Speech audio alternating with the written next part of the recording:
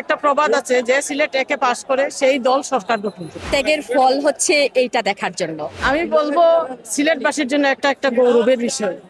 অতীতেও আমরা দেখেছি প্রত্যেকবারই বেগম খালেদা জিয়া সব সময়ই নির্বাচনী প্রচারণা সবাই যতজন দাঁড়াতেন নির্বাচনে সবাই সিলেট এক আসনের বিশেষত্ব সহ অন্যান্য জন সবাই আমাদের দরগা শরীফ জিয়ারত করে। বলা হয় একটা প্রবাদ আছে যে সিলেট একে পাস করে সেই দল সরকার গঠন করে।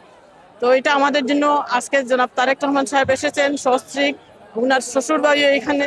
আমরা খুব খুশি, আমরা সবাই তাকে মুবারকবাদ জানাই এবং স্বাগতম জানাচ্ছি আমরা। আর আশা করছি ইনশাল্লাহ আমরা ধানের শীষ বিজয়ী হয়ে বিপুল ভোটে বিজয়ী হয়ে সারা দেশে বিজয়ী হব আর আমরা সরকার গঠন করব। নেতাকর্মীরা যে 17 বছর যে ত্যাগ, আমার মনে হয় ত্যাগের ফল হচ্ছে এইটা দেখার জন্য।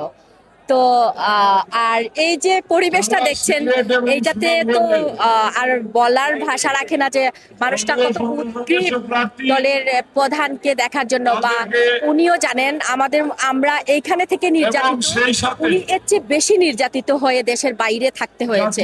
তো সব মিলিয়ে আমরা খুবই খুশি এবং খুবই আনন্দিত যে সিলেট থেকে শুরু হচ্ছে উনার যাত্রা, নির্বাচনী পদযাত্রা। তো আমাদের প্রত্যাশাও অনেক বেশি উনার কাছে।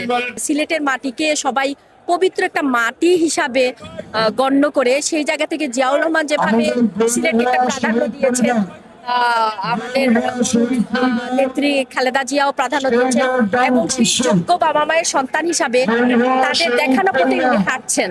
তো যেটা আসলে মানে যোগ্য বাবা মায়ের সন্তান এটাই প্রমাণ করে দিলে। উনি যখন যুগ্ম মহাসচিব ছিলেন তখন আমাদের পথটা অনেক ছোট ছিল। তো এত কাছে থেকে দেখার সুযোগ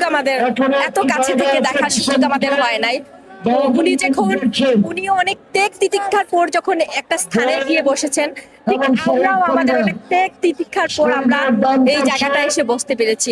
এটা আমাদের জন্য আসলে অনেক আনন্দের এবং গর্বের বলবো যে ত্যাগ দিয়ে উনার মূল্যায়ন হয়েছে, ত্যাগ দিয়ে আমাদের মূল্যায়ন হয়েছে এবং উনি আমাদেরকে আরো মূল্যায়িত করবেন।